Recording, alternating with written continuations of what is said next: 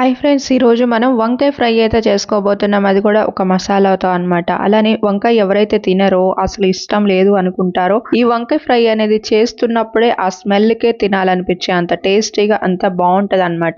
ఒకసారి చూసి మీరు కూడా ట్రై చేయండి. అసలు ఈ ప్రాసెస్ ఏంటి అనేది కూడా మొత్తం కూడా మీకు తెలుస్తుంది. ఇప్పుడు ఈ ప్రాసెస్ ఏంటనేది చూసేద్దాం పదండి. ఇప్పుడు వంకాయలు అయితే ఇలా మీడియం సైజులో ఉండి తీసుకోవాలి. అంటే ముదురుగా ఉండకూడదు, అలా అని మరీ లేతగా ఉండకూడదు, మీడియంగా ఉండాలన్నమాట.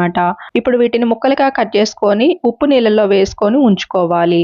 ఇప్పుడు ఆయిల్ ఇలాగా డీప్ ఫ్రైకి అనేది పెట్టేసుకొని వీటిని బాగా డీప్ ఫ్రై చేసుకోవాలి. వంకాయలు కూడా ఇక్కడ చూపిస్తున్నట్టు ఇలా కట్ చేసుకొని డీప్ ఫ్రై చేసుకోవాలి. ఇలా వంకాయలు డీప్ ఫ్రై చేసేటప్పుడు గ్యాస్ కూడా మీడియంలో పెట్టుకొని స్లోగా మంచిగా డీప్ ఫ్రై చేసుకోవాలి.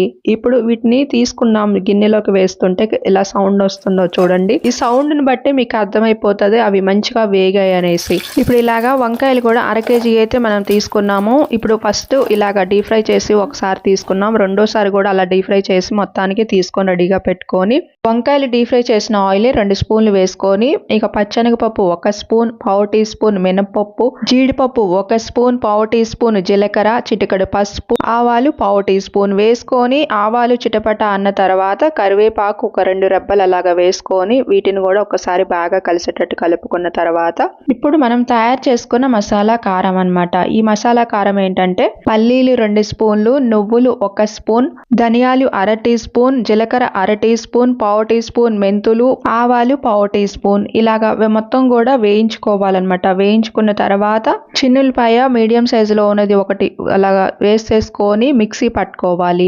నార్మల్ గా మంటున్న కారం 1 స్పూన్నర, అలానే 1/2 స్పూన్ వచ్చేసి ఇక్కడ కాశ్మీర్ కారం కూడా వేసేసుకొని మళ్ళీ ఒకసారి మెత్తగా మిక్సీ పట్టుకుంటే ఇలా మసాలా కారం రెడీ అయిపోతుంది. ఇలా వేసేసుకొని బాగా కలిసేటట్టు ఒకసారి కలుపుకున్న తర్వాత ఇలాగ మొత్తం కూడా వంకాయ ముక్కలు వేసేసుకోవాలి. వంకాయ ముక్కలు వేసిన తర్వాత కూడా ఒక 2 నిమిషాల పైనే బాగా ఇలా కలిసేటట్టు డీప్ ఫ్రై చేసుకోవాలి. ఇలా కలుపుకునేటప్పుడు మాత్రం మొత్తం మీద భలే స్మెల్ తో మంచిగా కమ్మగా తినాలనిపించేలాగైతే ఉందన్నమాట. ఎవరైనా వంకాయ తినని వాళ్ళకి ఇదైతే చాలా బాగుంటది.